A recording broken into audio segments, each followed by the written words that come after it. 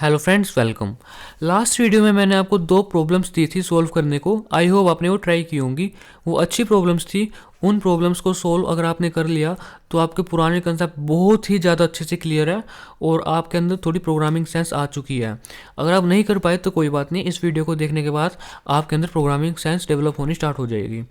तो और आज हम ये बात भी करेंगे कि हम किसी भी प्रॉब्लम को कैसे सोल्व कर सकते हैं, हम कैसे सोच सकते हैं कि ये प्रॉब्लम कैसे सोल्व होगी।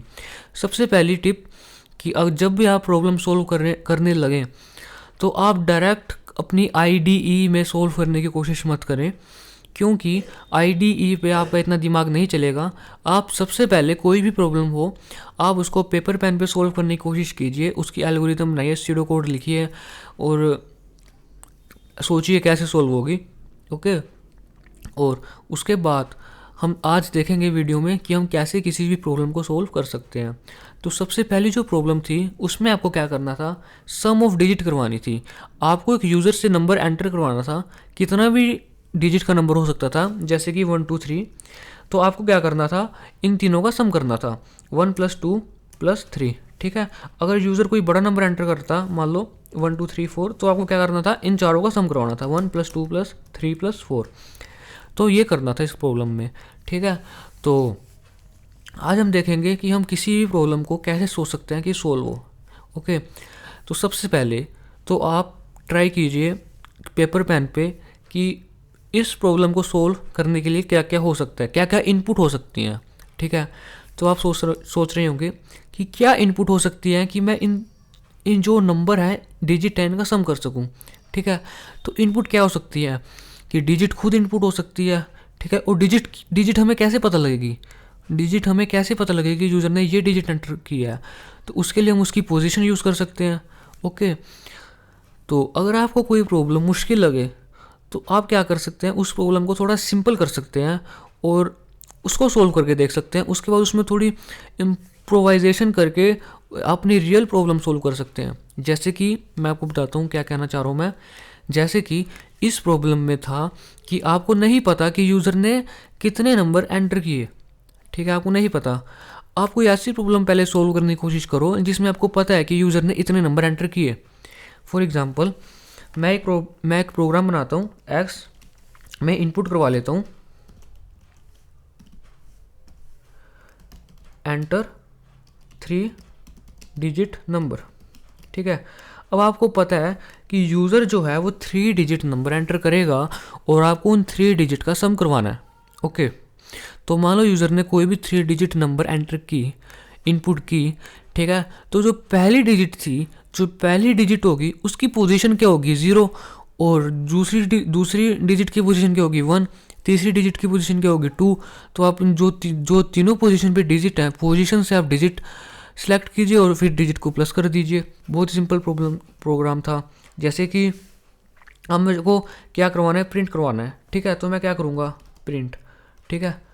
अब तो मैं इंटीजर टाइप में, तो सम करवाने के लिए मैं इंटीजर टाइप में कर लेता हूँ। ठीक है। तो इंटीजर, तो एक्स की क्या वैल्यू, एक्स की, तो एक्स में क्या, 0 पोजीशन, एक्स की 0 पोजीशन जो भी होगी, 0 पोजीशन पे कोई भी डिजिट होगी वो, plus int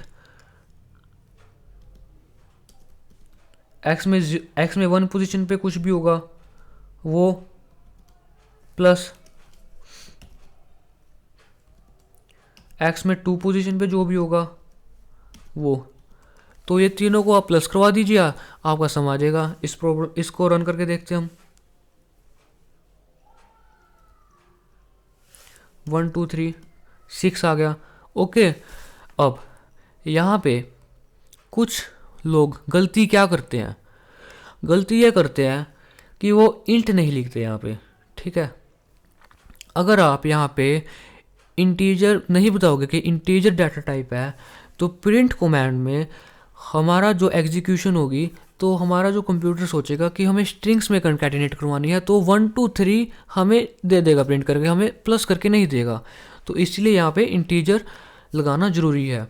okay. I hope आपको ये समझ आया होगा। तो ठीक है। तो अब आपको इतना समझ आया होगा कि अगर हमें पता हो कि कितनी डिजिट हैं तो हम आसानी से इसका सम कर सकते हैं।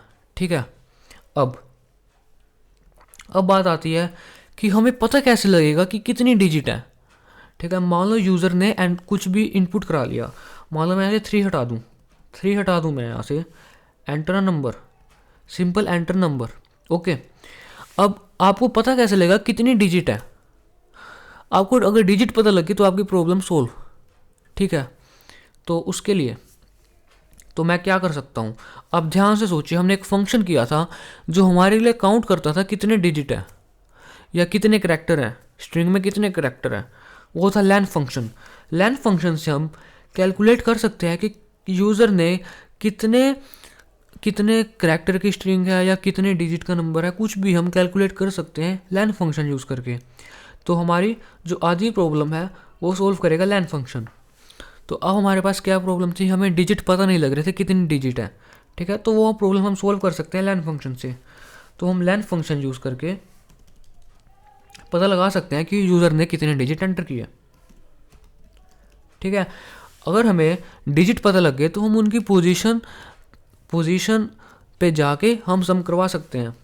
ठीक है, तो लैन फंक्शन अब हम यूज़ करेंगे लैन फंक्शन।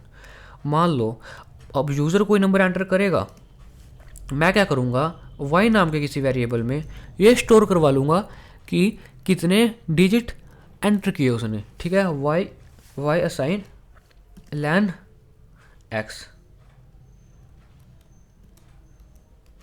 ठीक है, आई होप आपको इतना समझ आया होगा। अब बात आती है कि हम सम कैसे करवाएं। ओके, अब आपको पता लगी डिजिट कितनी है, हम सम कैसे करवाएं। अब ऐसी कंडीशन पे आप एक एग्जांपल लेके चलिए, कोई भी एग्जांपल। ठीक है, मान लो मैं यही एग्जांपल ले लेता हूँ 1 2 3 4। इस एग्जांपल को सोच के अपनी प्रॉब्लम को सॉल्व करने की कोशिश कीजिए। जैसे अगर यूज़र कोई भी नंबर एंटर करता है 4 डिजिट का, ठीक है, तो y में कितनी वैल्यू स्टोर हो जाएगी 4। ठीक है, पर हमें प्रिंट करवाना है लास्ट पोजीशन तक, पर लास्ट पोजीशन क्या होगी 3, लास्ट पोजीशन 4 नहीं होगी, लास्ट पोजीशन कितनी होगी 3, क्योंकि हमारी पोजीशन जो होती है वो 0 से स्टार्ट होती है। तो हमें क्या करना है, अगर यूज़र ने 4 डिजिट नंबर एंटर किया है तो y में 4 स्टोर होगा। ठीक है, पर हमें क्या करना है, जो उनसे सम करवाना है वो कहाँ तक करवाना है, 0 1 2 3 पोजीशन तक, मतलब कि y-1 पोजीशन तक हमें प्रिंट करवाना है। अब प्रिंट कैसे करवाएं, अब ये बात आती है हम प्रिंट कैसे करवाएं, सम कैसे करें, अब इन डिजिट का सम कैसे करें, ये बात आती है। तो उसके लिए जैसे हमने अपनी सिंपल प्रॉब्लम में किया था जिसमें हमें पता था कि हमें कितने डिजिट का सम करना है, तो उसमें हम क्या करते थे, x के पोजीशन लिखते थे यहाँ पे। ठीक है, पर हमें पोजीशन नहीं पता कि पोजीशन कहाँ तक जाएगी। जो चीज़ हमें नहीं पता उसको वेरिएबल मान लो। ठीक है, हमें पता है पोजीशन 0 से स्टार्ट होगी, अगली पोजीशन 1 होगी, अगली 2 होगी, पर हमें ये नहीं पता पोजीशन कहाँ तक जाएगी। ठीक है, पोजीशन मान लो, तो अब पोजीशन नहीं पता तो वेरिएबल मान लो, एक वेरिएबल। ठीक है, तो अब हमें क्या करना है, अब हमें रिपीटिशन करनी है। 0 से लेके कहाँ तक जाना है, हमें जाना है 0 से लेके y तक y-1 तक जाना है, क्योंकि y-1 पोजीशन तक अगर हमने सम करा दी डिजिट को तो हमारा आंसर आ जाएगा। ठीक है, तो हमारे पास कितना वेरिएबल हो गया, एक वेरिएबल। ठीक है, अब ये तो वेरिएबल हो गया, अब हमें एक और वेरिएबल लेना पड़ेगा कि अब हम क्या करेंगे, ऐसे करते करते हम सारी डिजिट का सम करेंगे। कैसे करते करते, पहले 0 प्लस जो फर्स्ट पोजीशन पे होगा उसका सम कर देंगे, फिर जो उन 0 और 1 पोजीशन पे जो डिजिट होगी उनका सम, प्लस जो सेकंड पोजीशन पे जो डिजिट होगी उनका सम। ऐसे करने के लिए हम क्या यूज़ करते हैं, लूप्स। ठीक है, हमने अब तक कौन सी लूप पढ़ी है, हमने अब तक वाइल लूप पढ़ी है, तो हम वाइल लूप यूज़ करेंगे। अभी हम फॉर लूप पढ़ेंगे थोड़ी आने वाली वीडियोज़ में, तो वो मैं आपको समझाऊंगा। तो हमने अब तक वाइल लूप पढ़ी है, तो उसके लिए हम यूज़ करेंगे वाइल लूप। ठीक है, तो हमें क्या करना है, हमें रिजल्ट को बार बार चेंज करना है। जैसे कि सबसे पहले मैं क्या करूँगा, जो 0 नंबर पे डिजिट होगी और जो फर्स्ट नंबर पे डिजिट होगी उसका सम करूँगा। ठीक है, फिर उन दोनों का जो सम आएगा मैं वो थर्ड डिजिट, तो जो थर्ड पोजीशन पे डिजिट होगी उसके साथ सम करूँगा। ठीक है, ऐसे करते करते मुझे कहाँ तक जाना है, मुझे y-1 पोजीशन तक जाना है, ठीक है। तो ऐसे करने के लिए मुझे एक और वेरिएबल लेना पड़ेगा, ठीक है, रिजल्ट। कोई भी वेरिएबल ले लो, मैं रिजल्ट ले लेता हूँ, ठीक है, और उसकी जिसकी मेरे को कुछ इनिशियल वैल्यू रखनी पड़ेगी, ठीक है। तो इसकी इनिशियल वैल्यू भी रखेंगे हम। तो अब हम इस प्रॉब्लम को सोल्व कैसे करें, ठीक है। तो अब आपके पास दो वेरिएबल और होंगे आई, ठीक है, आई नाम का वेरिएबल, ठीक है, जिसकी वैल्यू आपको पता नहीं क्या होगी। इसकी इनिशियल वैल्यू हम रखेंगे 0, ठीक है। और रिजल्ट नाम का वेरिएबल, इसकी पोजीशन हम क्या रखेंगे 0, ओके। अब बात आती है कि हम क्या करें, हम वाइल लूप में क्या लिखें, ठीक है। हमने वाइल लूप लगानी है यहाँ पे रिपीटिशन करने के लिए। अब बात आती है कि हम इसमें क्या लिखें, ठीक है। अब आपको करना क्या है वाइल लूप में, जो एक्स के पोजीशन है, जिसको हमने पोजीशन को एक वेरिएबल माना है आई, इसको हमें चेंज करवाना है, ठीक है। एक्चुअली इसको हमें इंक्रीज़ करवाना है। कहाँ से इंक्रीज़ करवाना है, हमें इसको 0 से y-1 तक ले जाना है, ठीक है। तो हम क्या करेंगे, यहाँ पे वही लिखेंगे कंडीशन जो हमें करना है, हमें वही लिखना होता है। इसमें कंफ्यूज होने वाली बात नहीं होती, कई बच्चे इसमें बहुत ज़्यादा कंफ्यूज होते हैं, ठीक है। तो हम क्या करेंगे, आई ये लूप कब तक चलेगी, जब तक आई की वैल्यू लेस देन रहेगी वाई, ठीक है। मैंने लेस देन इक्वल टू क्यों नहीं रखा, क्योंकि हमें वाई की वैल्यू लेस देन चाहिए, इक्वल टू चाहिए ही नहीं। इसीलिए आई जब तक लेस देन रहेगा y के, तब तक ये लूप चलेगी, y-1, ओके। इसका मतलब ये है। अब y लूप के बाद हमें कोलन लगाना है, ठीक है। अब y लूप के बाद हम करेंगे क्या, अब बात आती है y लूप के बाद हम करेंगे क्या। y लूप के बाद तो यहाँ पे हम करेंगे क्या, i की जो वैल्यू है अभी है 0, मतलब कि अभी हम किस पोजीशन पे हैं, अभी हम 0 पोजीशन पे हैं, ओके। तो अभी हम क्या करेंगे, x की जो वेरिएबल में वैल्यू है i, ठीक है। अब i की वैल्यू कितनी है 0, ठीक है। अब हमें इसको प्लस करवाना है, ठीक है। अभी हम यहाँ पे क्या करेंगे, जो रिजल्ट है, रिजल्ट में हम क्या करेंगे, रिजल्ट प्लस इंटीजर टाइप, और ये लाइन आपको समझ में आ जानी चाहिए, क्योंकि ऐसे प्रोग्राम हमने पहले भी किए हैं, ठीक है। अब ये समझाता हूँ मैं आपको क्या है। रिजल्ट की वैल्यू कितनी थी 0, इनिशियल वैल्यू कितनी थी 0, ठीक है।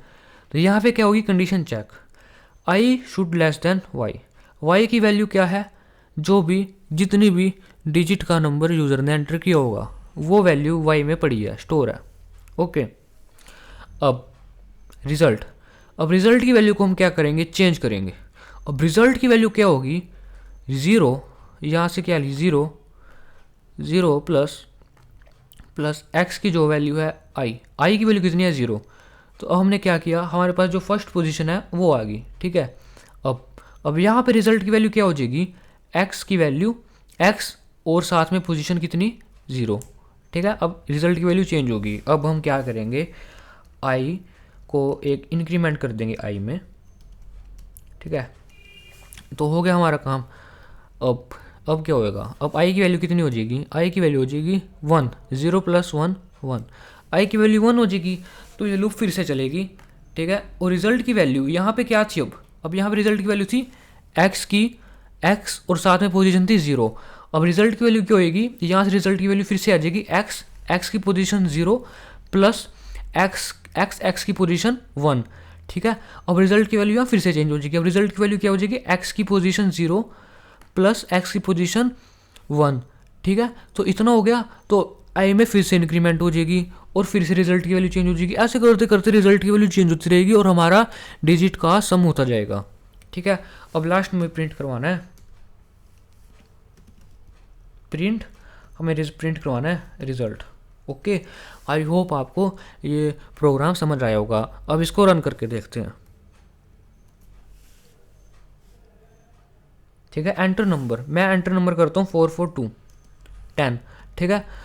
आई होप आपको ये प्रोग्राम समझ आया होगा। तो आप इस प्रोग्राम को अच्छे से देखिए। अगर आपको एक प्रोग्राम ये वाला अच्छे से समझ आ गया तो आप आने वाले जो प्रोग्राम ऐसे ऐसे प्रोग्राम बना सकते हैं, क्योंकि ज़्यादातर हर प्रोग्राम में यही कंसेप्ट लगता है। अगर ऐसे कोई प्रोग्राम करने होते हैं उसमें यही कंसेप्ट लगता है।